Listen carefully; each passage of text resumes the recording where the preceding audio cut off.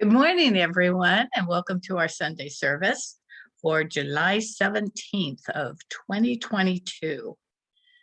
There's this children's poem by Louisa Fletcher titled The Land of Beginning Again.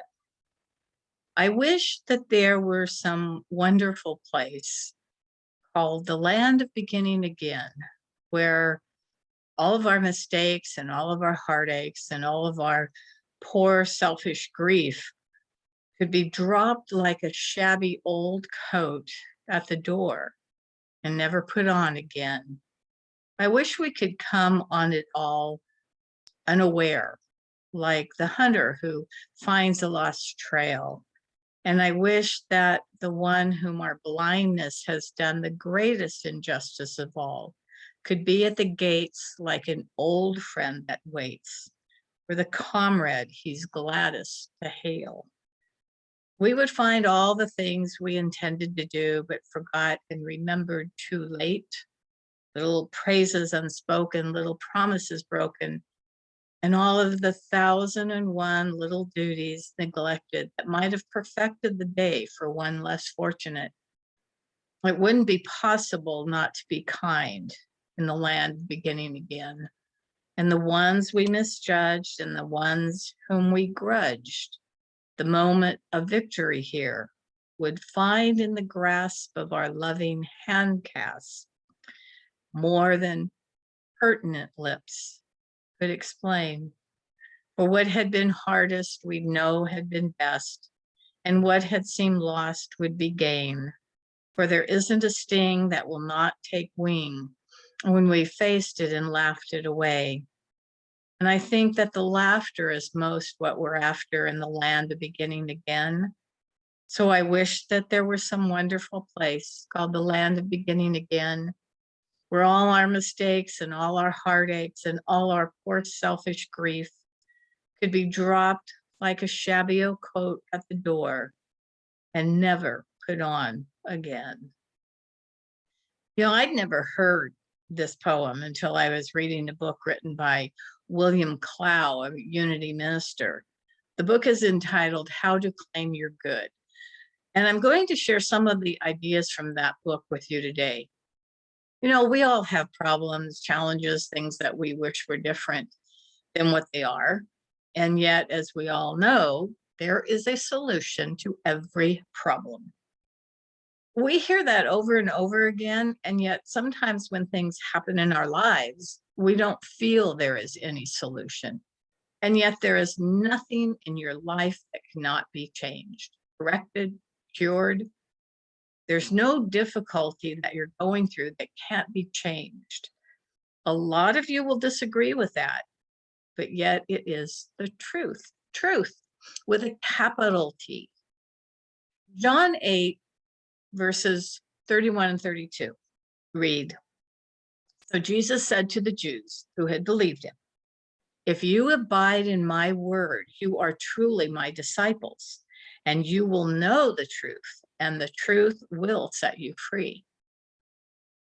So right now, you maybe not be able to understand or believe it, but the absolute truth is that whatever your present conditions or circumstances of your mind, your body, or whatever that is going on around you can be completely changed.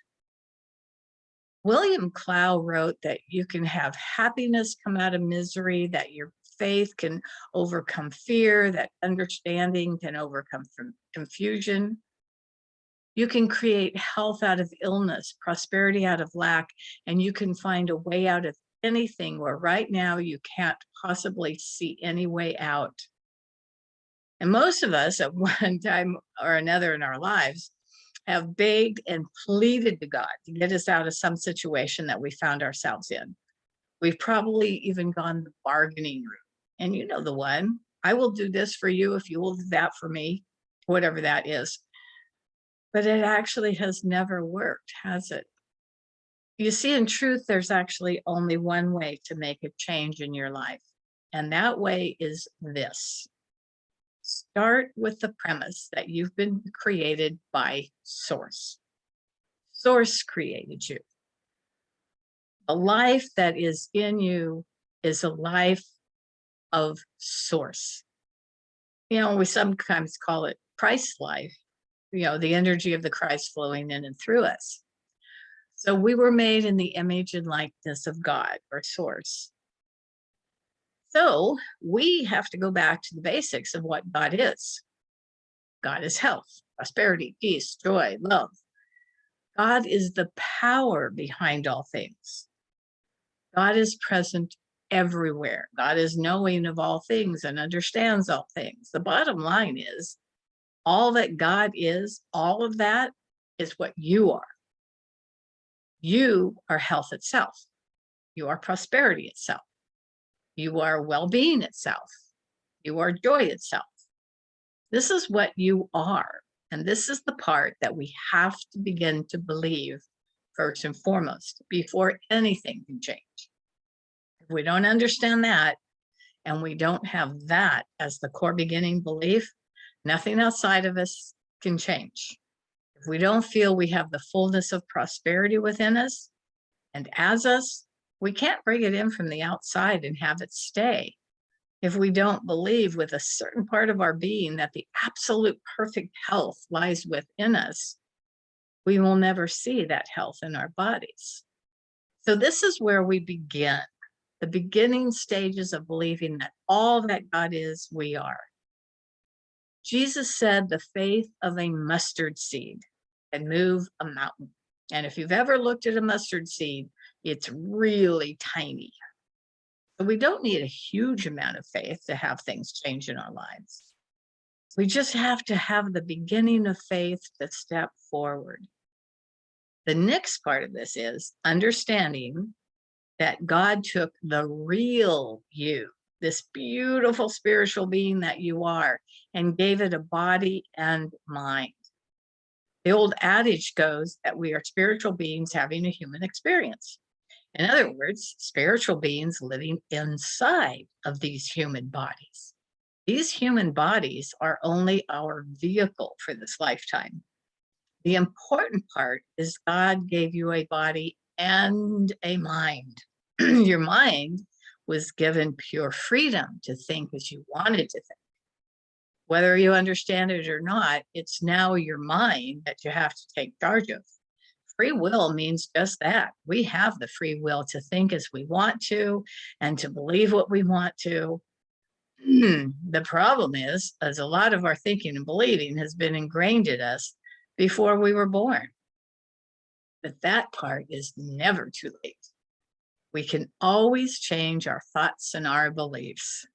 It's a really awesome part about all of this. We actually taught our minds, our thinking power, to look outside of us for what's true about our being. So now all we have to do is start looking inside of us for the truth of our being. Instead of blaming outside conditions as being what's at fault for what's going on in our life, we start looking inside of us for the cure or the change that we want to see our lives take. Once we begin to realize that God is at the center of our lives, the core of our being, the true reality of our being, then we begin to understand that everything outside of us is not real. It feels real, but the real reality of our being is inside of us, connected to source. Now, once again, the beautiful part about all of this is you only have to have a tiny, itty bitty bit of faith to start practicing this and see it start working in your life. Now, this is actually something you can just play with. If you can just play with the idea that the real you is God itself, and you start expressing that real self in your thinking, you will actually slowly but surely see changes happening in your life. This is not an instant cure, although there are stories of people who have had instant cures. But for most of us, it's going to be thought by thought, step by step, day by day. And you will start to see your mind changing. As your mind changes, conditions change, and your whole life begins to change. But it has to be consistent. You can't do it one day and then pick it up 4 days later. You have to make the decision that it's going to be a moment by moment, consistent change of thought. This is actually a simple thing to do, but it's not easy to do. We have already programmed our minds to think about our illness, our financial problems, our challenges with our neighbors, whatever it is that's going on in our lives. We wake up in the morning thinking about it. We eat breakfast thinking about it. We go through our day thinking about it. And the last thing we do at night is think about it. So this is not an easy thing to change, but it can be done. When we wake up in the morning and our bodies are aching and paining when we move, our initial thought is about how painful and achy our body is, how we're getting old, and how life sucks when you're getting old. From that point on during the day, it's about how unhappy we are, how miserable we are, how life is against us. We think about our financial woes and challenges, and we think if only this would change or that would change, then things would change for us. But nothing's going to change for us until we change our thinking. The unity adage is thoughts held in mind produce after their kind. And we think it's kind of a jingle, but the truth is that is where our real power lies. It's our thoughts that are going out into the ethers, into the universe, and creating the world around us. That's been our power all along. The problem all is we didn't come into the world with a little black book that says how to use your power. Your power is your thoughts, and this is how you use it. Well, actually, now we do have it. It's in book after book after book that's been written for decades now that tell us how to change our thoughts, how to change our feelings, how to shift them to create the world we desire for ourselves. So if you find yourself waking up in the morning moaning and groaning about this stiff, achy body you're in, you can start shifting your thoughts. You can acknowledge that right now you do have a stiff, achy body. But then you can say, and the presence and power of God is flowing through this body right now. That presence and power is bringing life back to this body. It's bringing peace and harmony back to this body. It's bringing youthfulness and vitality back to this body. And that very moment, that is what starts happening to your body. Your thought going to the universe is very black and white to the universe. So when you say the life of God or the life of Christ is now flowing through this body, bringing this body back to beautiful, wonderful health, that is exactly what starts to happen to your body. That is how precise the universe works. And this is where we need to take control of our thoughts and shift and change them as quickly as we realize what path they're going down. This is how precise the universe actually works. And those that have become masters on this earth plane are the ones that have become masters of their thoughts and their way of thinking. They didn't become masters of the outside world. They became masters of the inside world. And becoming masters of the inside world, they then became masters of the outside world.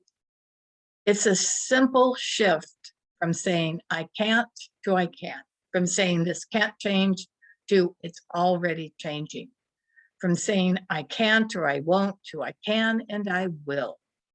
It may not be easy all the time because our thoughts are fighting us constantly. But once you realize that you're the one that created the thoughts that are thinking what they're thinking, then you realize that you're the one that can change your thoughts to thinking something new. I'm just asking you to try it, to play with it, but play with it consistently, not just for a day or a week, but try it for a month. Try it for 1 month, 30 days, and see if your life doesn't change. But here's the kicker. If you find yourself having slipped back into all the thinking that you've been doing, and you find yourself with that level of thinking for most of the day, you have to start the 30 days all over again. If, however, you find your thought shifting to the old way of thinking and then shift it quickly back to, there's only one presence and power active in the universe and in my life, God, the good, omnipotent. That the presence and power of God is moving through this body, my finances, my life, bringing me greater peace and harmony and prosperity. Then you can continue on for the rest of your 30 days.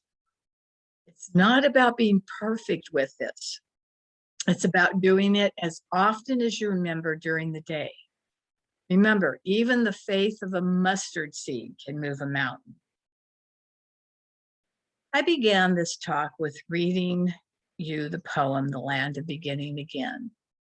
The last part of that poem reads, "So I wish that there were some wonderful place called the land of beginning again. Well, all our mistakes and all our heartaches and all of our poor selfish grief could be dropped like a shabby old coat at the door and never be put on again."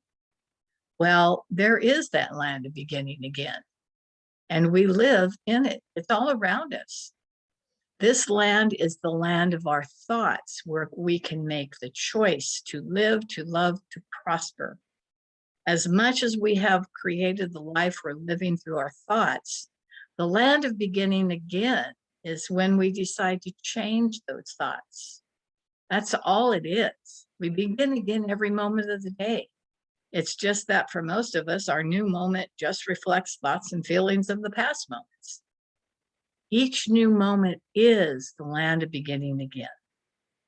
Each new moment is a new moment to create, only we're constantly creating from the past instead of looking within to the God, the Christ force within to create for us.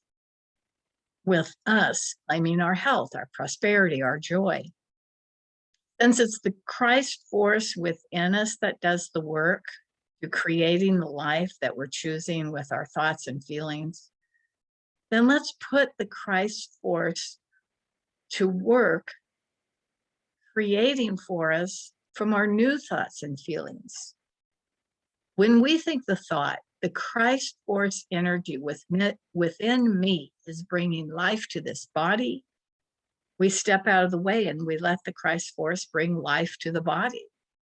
When we think the thought, the Christ force energy moving through me is bringing greater financial prosperity into my life, we don't dictate how to do it. We just step back and let it happen. We follow all the inner urges where we're being guided, but we still let the Christ force energy handle that for us. That's how easily it's done. When an employer tells their employees to do something, that person is very clear on what they want their employees to do. They're pretty black and white about what they want to have happen. We have to become that black and white to the universe. The Christ force energy moves through this body, healing it now. Period. That's it. That's the only thought we think. The Christ force energy moves through my life, bringing me greater financial prosperity. Period. That's all we think. We don't let anything else come through our minds that we don't want. We become the watchers at the gate of our minds. The more we play with this, the more we do this, the greater our muscle mind becomes. The more often we hold these thoughts and the sooner we see changes in our lives. This past several Sundays I have spoken, I have invited you to put God first in your life, to think only about God, source, the Christ of your being.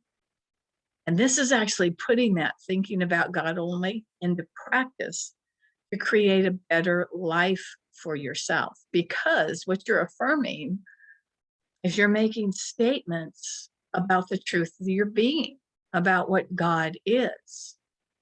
Peace, harmony, prosperity, health.